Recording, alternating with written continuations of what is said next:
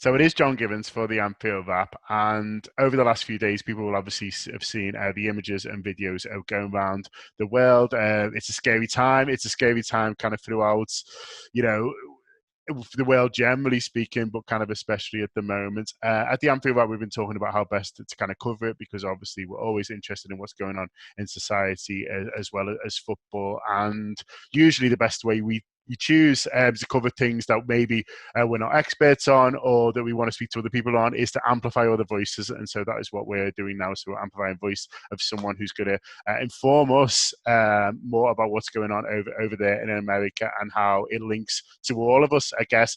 So it's Imani Williams coming on at you for the first time on the Anfield app. So Imani, first of all, welcome and thank you for joining us. Yeah, thank you so much for having me on. I mean, you guys are amazing, huge fan, and you guys are pioneers, not just in, football supporter culture, but also in the tech industry too. And you guys have been able to, again, take working class voices and elevate them. And that's super successful and should be celebrated everywhere. Well, thank you so much. Thank you so much for that. So I want to start with your story, first of all, Imani, because you are a Liverpool fan. You're African-American, which you're going to come on to, but you're a Liverpool supporter. So I want to know more about why that started and why, what it was about Liverpool in particular that attracted you, that made you want to get right behind this team. As you say, you're a diehard now. So what took you, what first attracted you to Liverpool, and then what sent you kind of over the edge to, right, I'm all in? All right. Well, I mean, the story of modern soccer in the United States is interesting because before like 10, 15 years ago, it was really hard to watch games. It was really, really difficult. If you didn't have a satellite TV or an expensive cable package, you couldn't watch real live games. Even it was hard to watch Champions League games. Maybe you'd get a Champions League final game. But like, I mean, people still ask me if Manchester United is playing in the World Cup, and that's not just because people just couldn't watch the games. So it's my story kind of like started as it was beginning to change. For the first time, like U.S. young people and kids had access to watching more football. And I say football because when I started watching, you basically had to go to a lot of community centers. You go to your local Irish clubs, your Italian clubs, your Portuguese clubs, or their restaurants, their cultural spaces. Yeah. And they would have the satellite package, my friends. Okay, they were not missing those matches. They weren't missing those games. And so like you kind of had to like go into other spaces. And for me, like for football, like I remember growing up in a sports family from New York, and there's a lot of big teams there. But as anybody who really loves sports and loves the community of sports in the United States will tell you, that it's been hyper commercialized and very difficult for working class people to afford games. Giant season tickets are like $50,000 a year. It sucks the life out of the game a little bit. Like if United States sports seem a little bit plastic, they kind of are, because they're just glitz and glamour, as we're seeing with this whole Colin Kaepernick situation about like what is it really about then? You know what I mean? Like these are questions that like people are asking themselves, but like everybody knows what football's about, right? football. Everybody knows what football's about. So yeah, like, so basically I was around like a lot of people, like, because I love sports, because 99ers, 94 World Cup we hosted, I was really, really young. I barely remember that. 99 World Cup, I was also very, very young. And I remember going to Giant Stadium with a group of friends and like sitting in the nosebleeds and just being tired and bored because I was that young. I was like at that age. It was fun, but I was just kind of like, okay, because I had the Yankees. So I grew up watching the Yankees dynasty in the 90s and early 2000s. I grew up, watching the Patriots, watching Brady. It's just like pretty interesting, the evolution. So for me, the big turning point for football in general was the 2002 World Cup, because I remember it was on late at night and I wasn't supposed to be awake. And I was watching this game that people said was boring. And every time they took a shot of the crowd, everyone looked like they were having the best time of their life. I was like, what are these people doing? This game is boring to me. I'm used to basketball, people scoring like, every 10 seconds, like, like, I was like, what are these people doing having fun? So that's when I started being like, what is this? Why are people so enraptured by this sport, by this game? So again, soccer, football, really hard to access at this point in the United States, especially if you were somebody who could not afford to pay the exorbitant prices of satellite TV. And I remember, like, the only few games I would catch with my dad would be like in the morning. I think MSG, SNY now, they signed a deal with Man United, so they'd always show Man United games. See, the only games you could watch were Man United and Arsenal. Okay, if you got a game, it was probably gonna be Man United, and I didn't like them because I was a Yankee fan, and I hated how all these new Yankee fans couldn't name 5 Yankee players, but they love the Yankees, right? They want to be like, oh, but they don't have it. And Man United fans, I would ask people about that team, and people wouldn't be able to tell me who 3 players were, and I was like, oh, I know what this is. Like, this is, again, Man United in the early 2000s, right? Like early 2000s.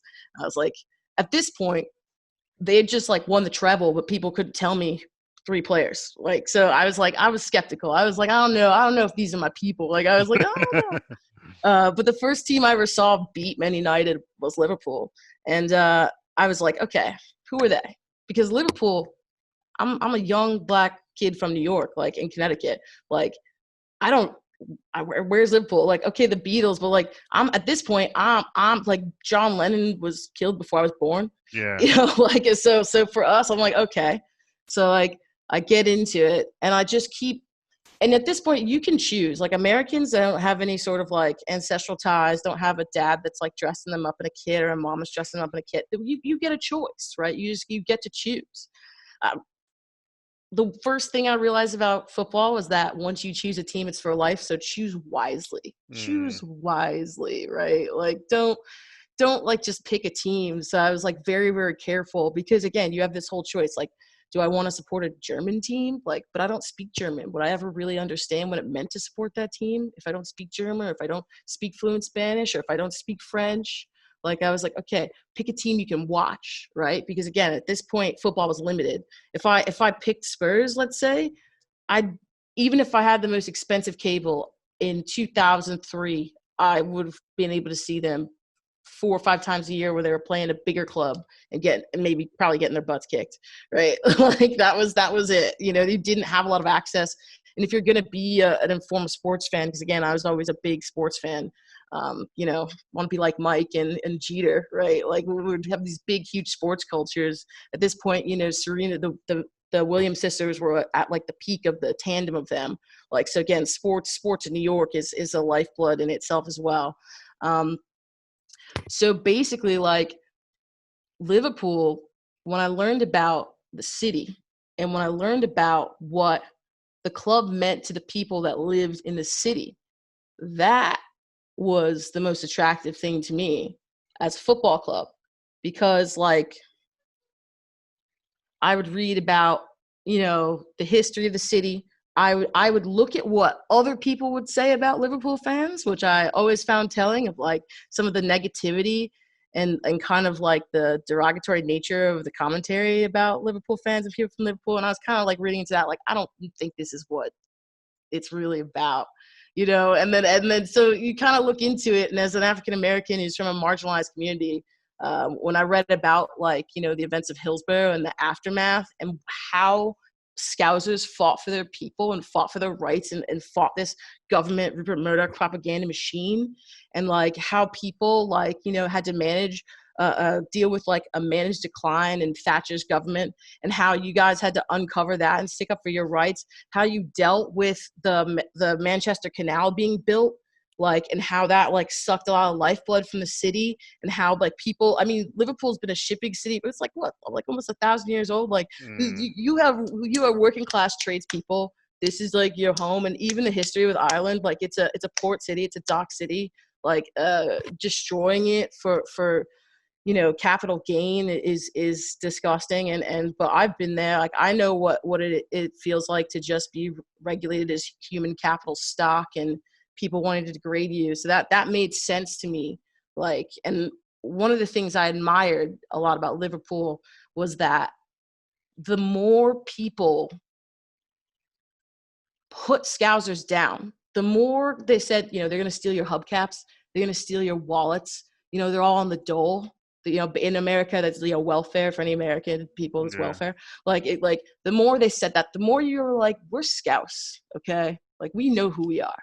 We know who we are. We know our history. We know who we are. You can't beat us like this. We're gonna stick together. And all the community action that happened to help revitalize Liverpool, help revitalize the city, how it all went down. Like, even after the worst sporting events that happened in the 80s, how everybody responded from that and was like, no more.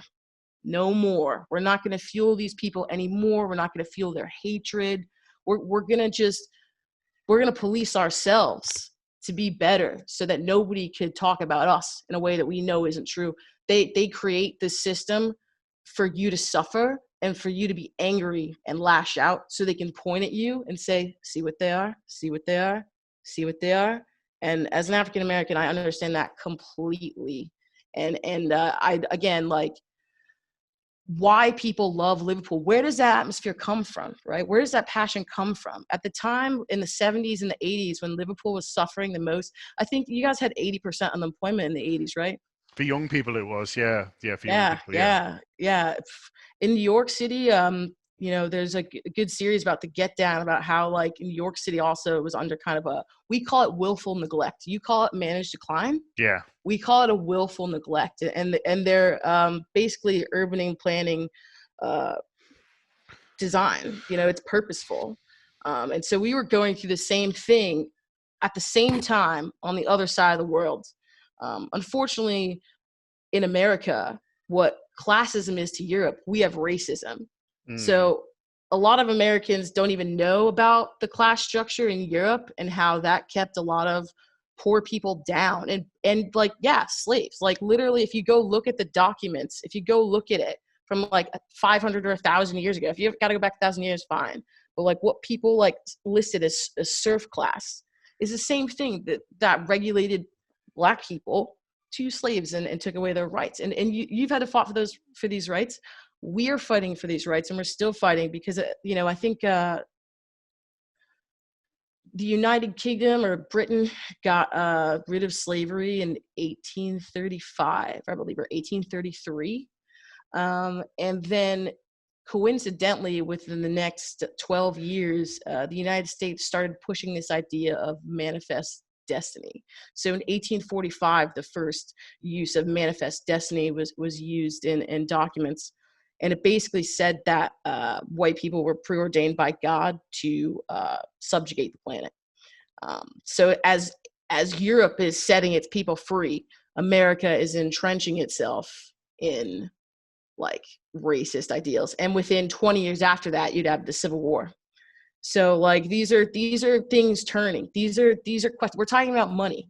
At the end of the day, if you really want to break it down, racism is about money, classism is about money, it's about power. Okay. And in the last 150 years, worldwide, the quality of life for working class people has gone up. Okay. People are demanding more. Now it's happening slower in other places.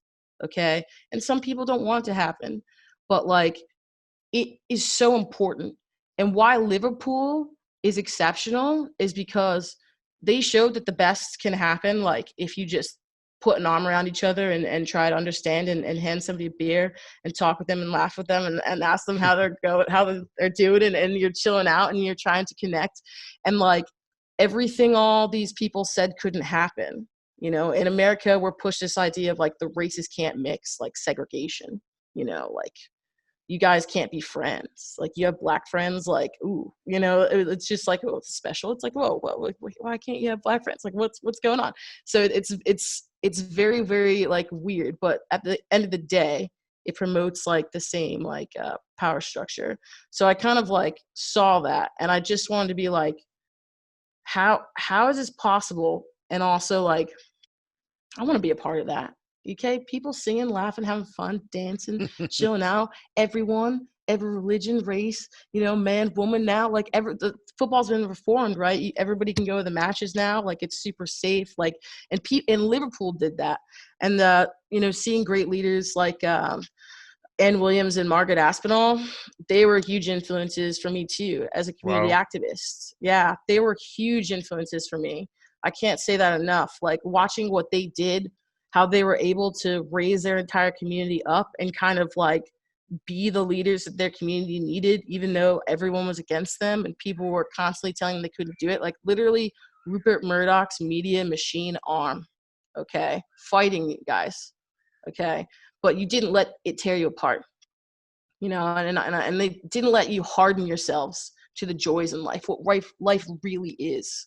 Like working class rights are basically just about people having the right to be happy and raise a family and not starve and not worry about where their meals are going to come from and not worry about if they're going to be able to keep their homes, like, and as we're seeing in the modern world, we can do it, so anybody who wants to believe in like racism and use that as justification to hurt other human beings, to hurt people that are technically their own other working class people, Yeah. is insane. So yeah, like I started getting into Liverpool. Like what separated Liverpool from other clubs is that pride and that passion comes from the expression of joy and pride for being Scouse that like the football club allowed you to express without the limitations of like, the Tory government and the UK establishment that was trying to put you down at the same time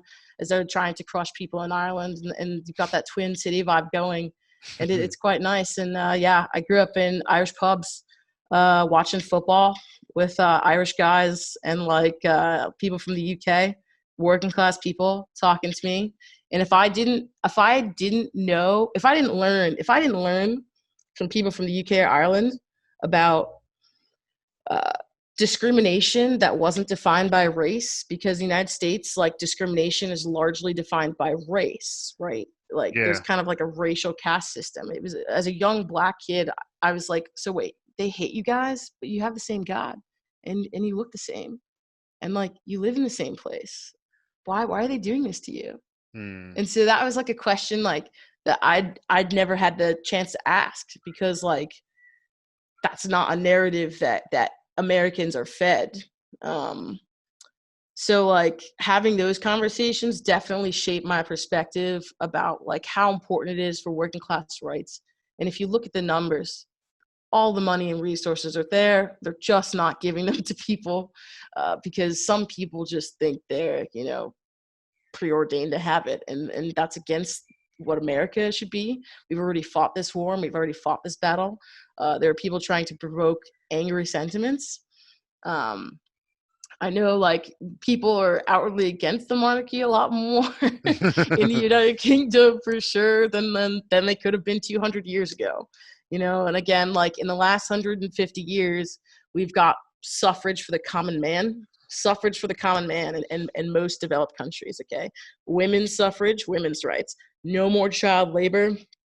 Okay. Unions, better rights for unions. Okay. They try to tear you guys apart. Like, again, a lot of Americans don't know about the 1984 miners' strike. They don't know about how hard the establishment worked to tear apart working class communities that were showing their grievances and saying like, why are you doing this to us? Like and it's a beautiful thing, man. And there is healing in football. And in football, there's healing. Okay. That's, they can try to take a lot from you, but like if you come together, they can't take your joy and they can't take your spirit. And football is a simple thing that allows you to forget about all the other crap going on in life, all the other garbage, all the other hogwash, and you can just let yourself feel joy, jubilation, happiness, triumph, okay? Success, all right? Because not everybody gets the chance, and that's okay too, okay? There's nothing wrong with being working class. There's nothing wrong with it, okay? Working class pride is a human pride.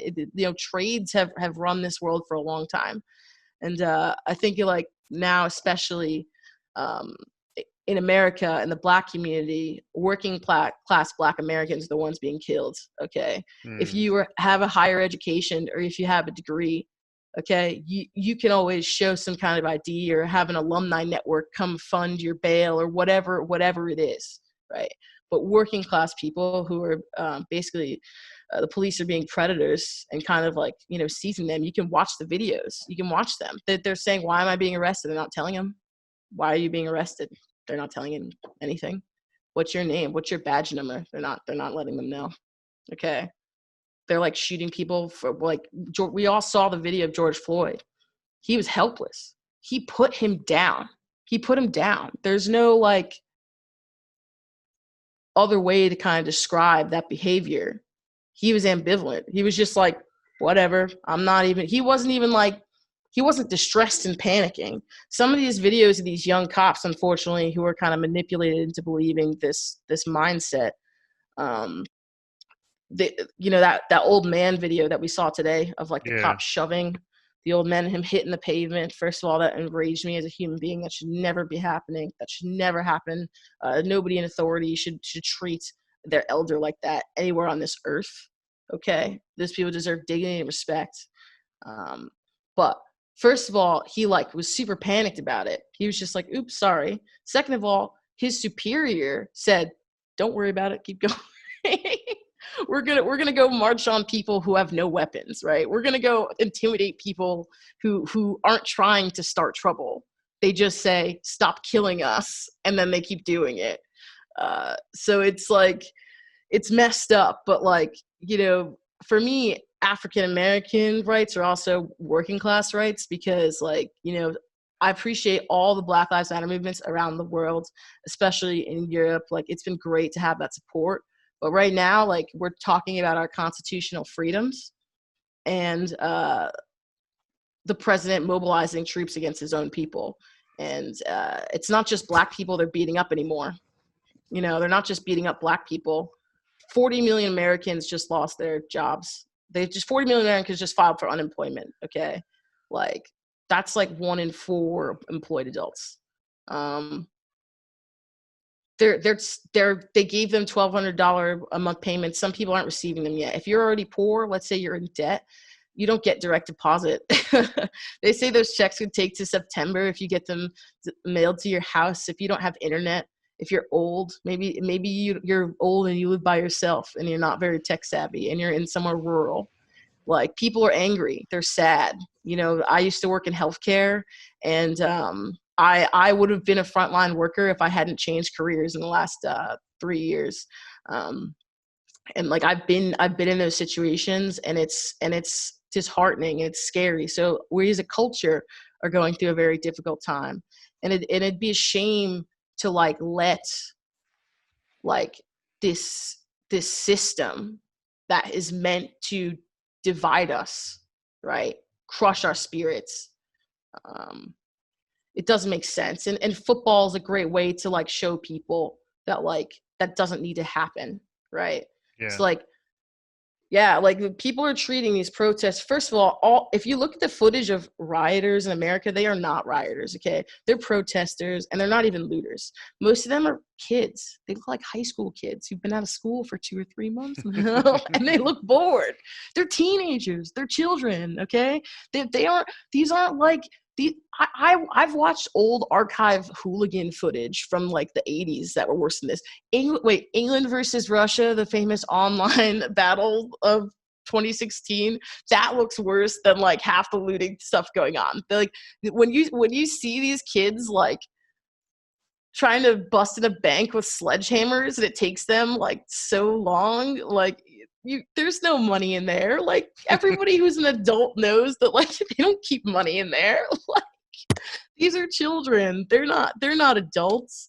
You know, they're criminalizing them, and it's a disgrace. And I've seen, again, like most 90% of police in the UK don't have weapons. They don't carry guns. You know, and if you say that to an American, they lose it.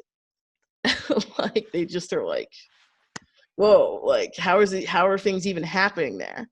And when I see scenes like, and my first Liverpool game was Real Madrid Liverpool in 2009. I was like a baby. I was still a teenager, and I spent my life savings to go to that game. Wow. And I didn't, yeah. I just started kind of going into pubs. I was like underage going to pubs. I was literally going to pubs to watch the match, like straight up, like going into these pubs to watch the match. So I like go and spend all my savings. You know, we're in Madrid because at this point we're in this global financial crisis, and the pound is killing the dollar. So it would have been like twice as expensive for me to go to the UK. So I was like, all right, sunny Spain, even though it's February, let's go, right? So like I'm in this scene, and I see, first of all, everybody is out in the streets drinking. They're not in a parking lot. Americans, our sports are in big stadiums that Yeah, like of are course. usually Yeah. outside. Yeah. So like you're not in a parking lot. You're not like in some grassed area. You're not like having to like hide the bottles if you see police, or like there's no like open container laws. They suspend them for football. They're like, well, we know we can't control this. We might as well just let them. Like, and people are like respectful, right? Like you're in Spain. We were in the Plaza Mayor, right? Okay, I'm looking at this place going, this is on the cover of my like 4th grade Spanish textbook. And and now I'm like chilling here, like about to watch Liverpool, and everybody's out early. The banners are out. I remember like I got to hold the Rafa banner, and for me, like just seeing that on TV every week, and then like actually like getting to like hold it, see people, talk to people, talk about football. Like, again, like I fell into this game hard, like in terms of like technology spreading the game, being able to go back and watch like archived footage and stuff like that. Like that was amazing resource. Like you could watch 30 years of matches. You can watch all the greatest games. And since they weren't televised, I would have never had an opportunity. So like that was great. That was a good prepper. But like the real thing is so different. It's so different. It's so personal. Okay. It's not just, I like the color yellow. This player plays nice, so I support this team. Like, and yeah, like those experiences, I never really experienced before. How people were treated by police, I mean, you guys have like flares, smoke, jumping up and down. Everybody's drinking, everybody's drunk, everybody's jumping up and down, and the police are watching you. They don't look scared. They don't have weapons. They look almost bored. Like, it's not their team. We're not Atletico. We're not Real Madrid. We're not Getafe, right? We're like, we're not their team. So they're just like, whatever. We'll just watch you guys. Like, Liverpool and Real Madrid fans and Atletico fans, we all respect each other. Like, we have that mutual respect going on. So, like, it's cool. It's cool. But I'd never experienced something like that. I was like, whoa. Like, singing on the metros, shaking the metros, like, whoa. Like, I mean, being from the New York area, we have subways, which is something so much different than the vast majority of the United States, where they just don't take public transport. But like, you'll have somebody coming on the New York subway playing bongos or singing you some beautiful melody. You're not gonna have like football fans like shaking the thing, and I'm like, how is this thing even staying up? Like, at this thing, I'm just like, what's going on? But everybody, going into that space, I was on my own, and I've always been kind of like brave and just kind of like, life should be about seeking joy too. You know what I mean? And like, when people are like saw me and they'd be like, "Oh, hey, how are you? Where are you from? Why don't you have a beer? Let's have a chat." And you just start talking about football, right? We start talking about football. Let's go. Like, let's enjoy ourselves and like have a good time. You get to know them, where they're from. Like, they start talking about the season. You start talking about like things like that. And like, to just be welcomed as a stranger, as a foreigner, you'll never walk alone. Having like giving people the benefit of the doubt before you judge them, and just saying like, well, you should at least have a beer with us. You should at least meanwhile, in my culture, in certain parts of the southern United States, Black people are afraid to like leave their homes sometimes. And like, you're afraid that the cops are going to come arrest you or shoot your relative. And because it's so entrenched in the system, you're not going to get justice. We literally had to shut the streets down for like 4 cops to get charged in a murder that everybody saw. Okay. So I'm sure you can imagine what it's like when it's not everywhere. So for me, that was like really impactful of my view of the entire world, like of like what's possible for people to like come together, like and it's been great to see. Yeah, I mean, it started to get like really emotional there, and I know I haven't like let you talk in a while, but it's such a unique opportunity, experience, and like an honor, like, and I love it. And like the fact that like if you're a decent person, that's all that matters. Okay, that's a revolutionary notion in America. That like you're like Martin Luther King's dream was a dream. It was not the reality. It was a damn near fantasy, excuse the language. It was a fantasy at that point in time. They killed him. Okay. They killed Black leaders. They murdered them. Okay.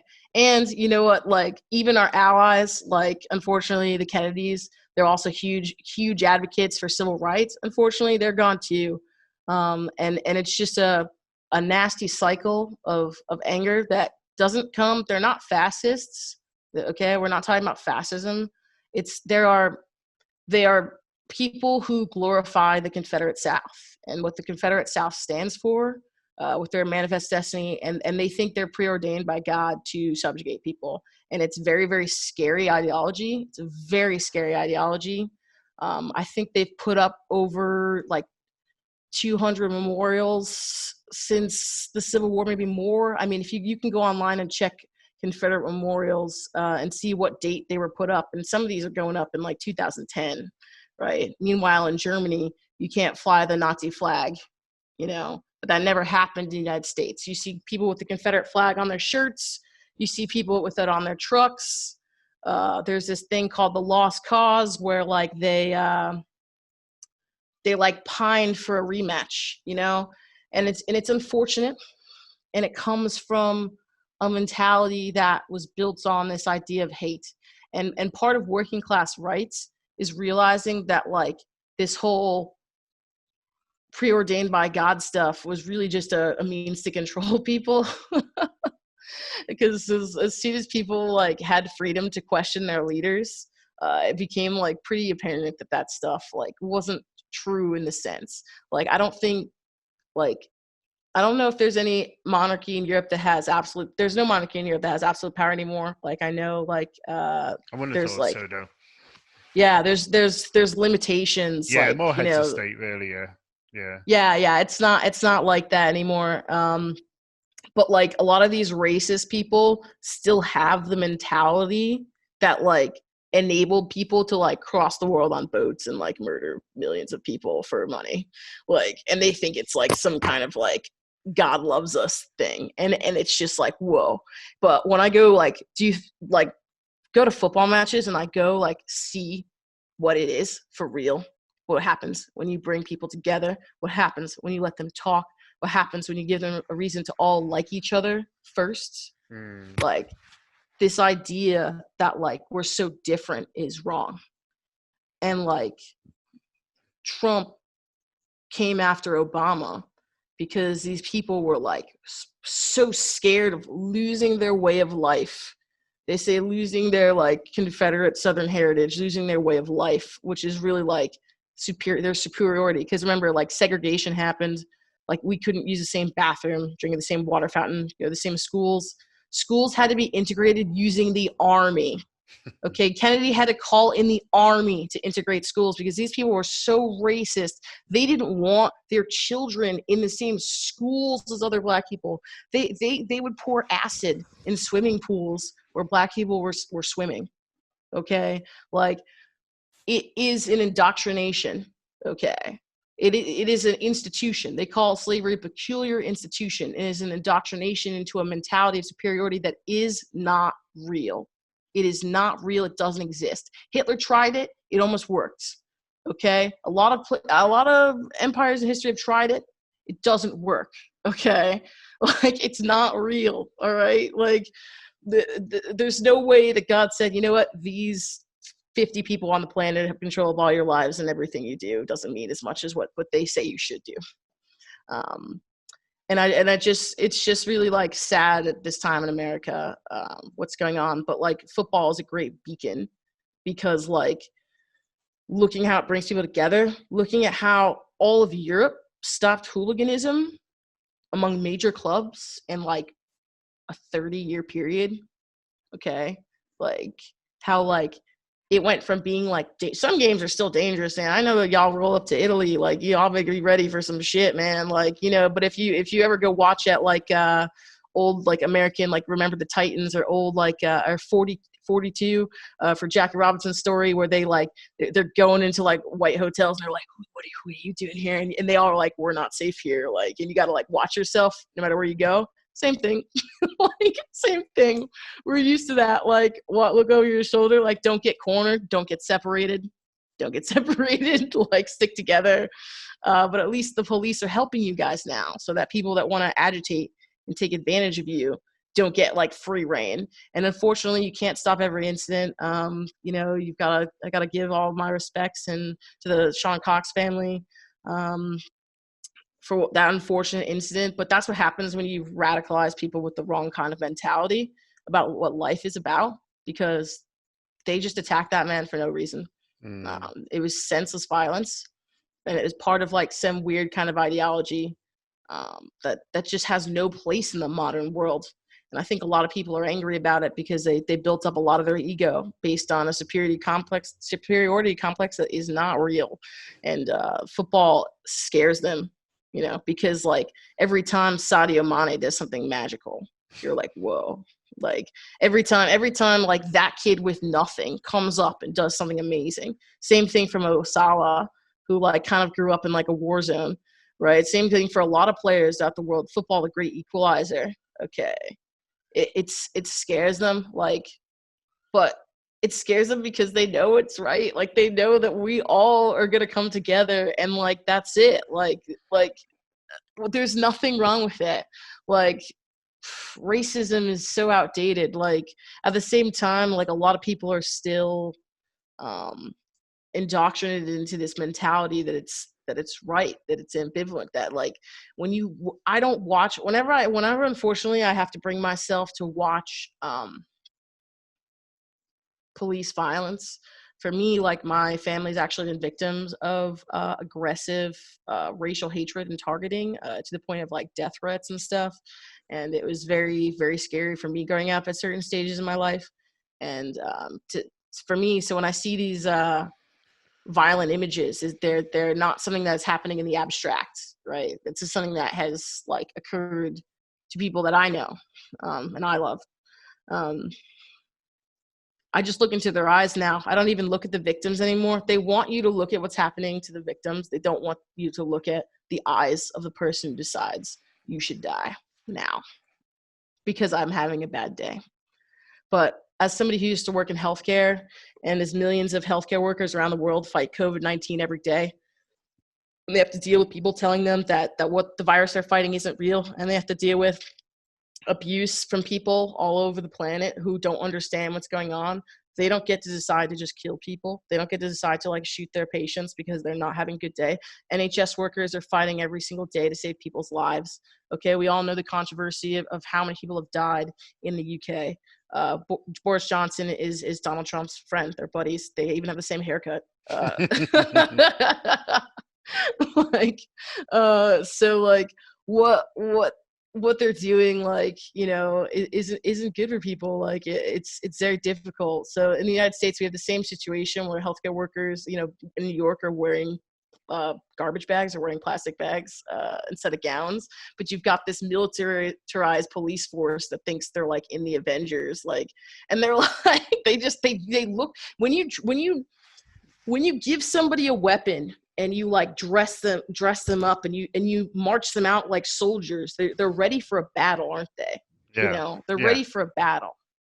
And I don't know if you want to talk about that, like what do you think changed in policing, and do you think there's more of a culture of respect that has kind of gone on? I think so. I mean, what you said before, you do well just then sort of is correct in that if you dress for confrontation, then that puts that mindset into someone else. Whereas if you go in, non-hostile, if you go in, dressed like there isn't going to be any trouble today. Suddenly that does disarm people, doesn't it? And it's crazy to think, and it's a brave thing to do on that first day. I can imagine, going in that new sergeant or whatever saying, like, actually, we're going to do this, and people go, well, hang on, do you know what I mean? You sure? But it does work, and it does kind of, as I say, like if you turn up somewhere and there's riot police or whatever, or there's the big shields and things like that and batons or whatever it is in whatever country you're in. Suddenly you think, oh, well, there's going to be trouble here. And then suddenly you're faced with something and you're in an aggressive situation, and it's sort of a almost you go into that kind of mentality. And I think they did realize quite eventually, I guess, in this country that that if you they used to say people used to say to people, that if particularly with football fans, where you lock people up like animals and you pen people in like animals and treat them like animals, and then you get surprised when they act in a kind of a certain way. Really, whereas if you treat people like human beings first and foremost, and you treat people with respect, you'll be surprised kind of what you get back. Oh yeah, absolutely. And that's that was another huge inspiration for me too, because in America they try to tell you that we had no choice. We had to Mm, kill these people. We had no choice. They were resisting. Stop resisting. We had no choice. What else are we supposed to do with these animals? They say, mm, and there is another option. There is another option, and it's working all over the planet. Like, they're just choosing not to implement it because it is against their ideology. They know that there are tactics. We share global information instantaneously now. They know that there are better tactics, yeah. but there are powerful, like, um, the the dissolution of working class rights in America is a global travesty, because all of a sudden in a period of 40 or 50 years we have uh, kind of economic power and community and social power transferred from like unions, working class unions, to corporations, and the unions are getting dissolved. They will like fight you if you want a union in the United States. Amazon workers getting a union, no, you get harassed, you get fired. Like, they won't allow, like, unions are basically evolutions of guilds. People who are advocating for their trade, Hmm. people who are advocating for other people like them. Okay, and like, the fact that they're getting rid of all this stuff and making everything corporate, so everybody's afraid to speak out because everyone's afraid that the snap of their fingers somebody can lose their job. It's not a healthy culture for anybody. Like, people, like, the consolidation of what's going on is unfortunate, but like, people's voices should be heard, and football like showed me the power of that, because like, Liverpool fans, we get rowdy. We want to feel it, we want to live it, we want to be passionate. It's a thing you look forward to all week. What do you look forward to all week? Gosh, going to church, coming home, let's go. Like, you want to take that walk that you always want to take. You want to take that shortcut. Like, it's just like, you love it, you want it. And I've experienced football, grassroots football in the USA, and for various clubs. And as a U.S. soccer supporter, obviously, like, getting into gear, like getting ready for a match, like, let's go. It's just like so like healing for me. That Yeah, energy is so healing for me, and yeah. it's healing for a lot of people. And Mm. football is beautiful in that way. Yeah. Just before we finish, I want to get your kind of your reaction to when you saw what the Liverpool players did, because there was no announcement of it. We in the city didn't know the Liverpool players were going to do that day. Apparently, it was player led as well. A couple of the players, it's coming out that maybe Gini Wijnaldum and Virgil, it was their idea. Did that show of solidarity. It must have been quite something for you to see, maybe worlds colliding a little bit, but quite a powerful image that went more around the world. What did you see when you saw your football club kind of, stand together like that? Oh man, when I saw that happen, especially after the controversy of Colin Kaepernick kneeling in the United States, and how it's become like a huge social issue, and so much so that people say, oh, you can't talk about it anymore because it's too political. Like for Liverpool to just come out and just defiantly be like, nope, we don't stand for this. And at the same time, to see that City of Liverpool FC banner that just says, anti-fascism, anti-racism, anti-sexism, all come out just spontaneously, all just come out naturally. Nobody's pushing this agenda. Okay, this is a natural, like, human conversation. Okay, it just proved to me that, like, our fight is valid. What we want is valid. These people telling us that we are inferior, that we do not have rights, that my family's been in America for like 300 years. We literally like built the country. Like you can't take the Black experience out of America. If you take Black people out of America, thanks to Black people, we have whiskey, barbecue, and rock and roll. Okay, it's all Black, man. It's all Black. Okay, and you know that in Liverpool because the connection with the Beatles and Chuck Berry and Black artists really influencing the music scene. And like St. Louis to Liverpool, promised land is about the difference in how Black people are treated in Europe and the UK compared to the United States, where we're literally under threat at all times throughout most of history, unfortunately. Yeah. So it's a great message of like, if you want to end a mentality that's negative, okay, if you want to end a negative poisonous mentality, you cannot let it fester. People need to know, right? This cannot happen. Like, this is not who we are. And people who are strong leaders need to stand, because if there are no strong leaders, then there's no one to lead. And you get a situation in America where you have like police officers who apparently don't like what's going on, but like not enough of them are like, we're not going to do this. Like, what if everyone just, put down the riot shields and the batons? What if they just all decided? What if 3 out of every 4 officers just like, we're not going to do this anymore?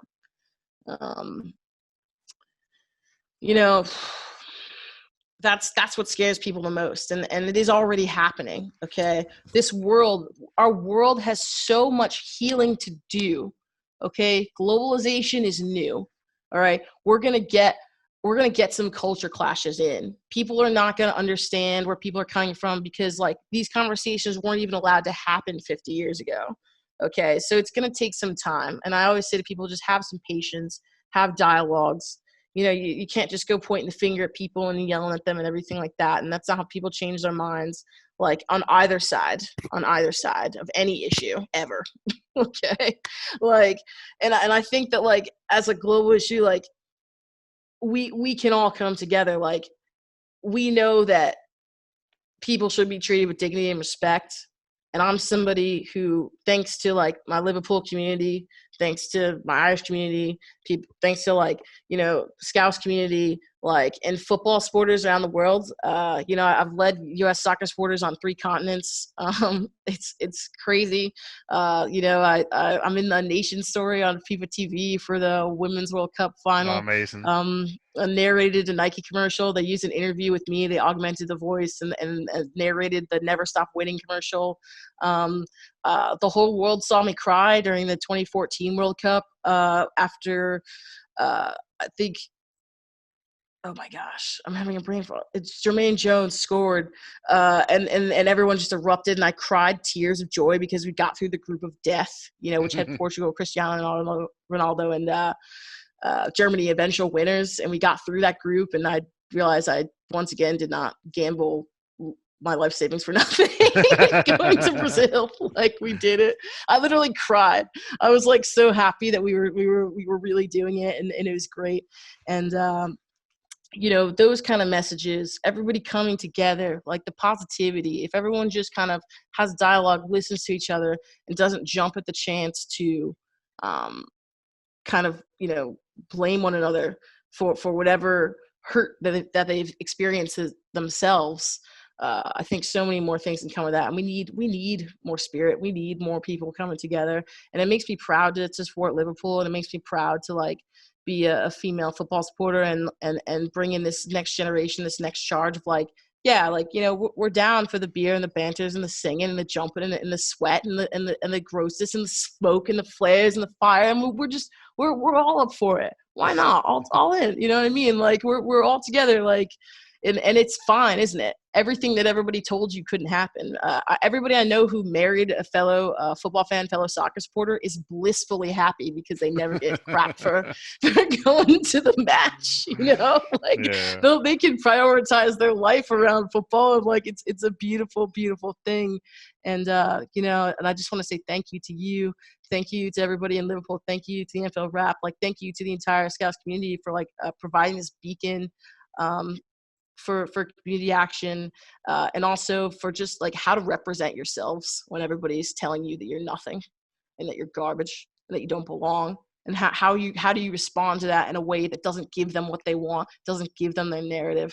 Okay, because that's what we're fighting. We're fighting this narrative so that they can kind of keep feeling like they're superior to the rest of us, so like they have some like divine right to walk all over us, and just by showing how beautiful we can be by doing all the right things, I think it's great. And even not, no one's perfect, no place is perfect. I'm from New York, my God. Like, you can find anything you want in New York City, man, good or bad. I grew up in Connecticut. It's like a soap opera.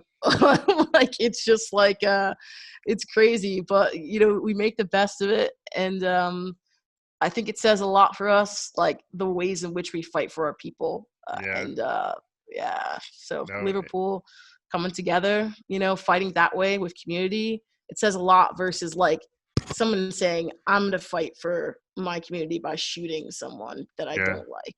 And I am so grateful to have this contrast, so I don't have to buy into this narrative that's being force fed to people, unfortunately, in the United States.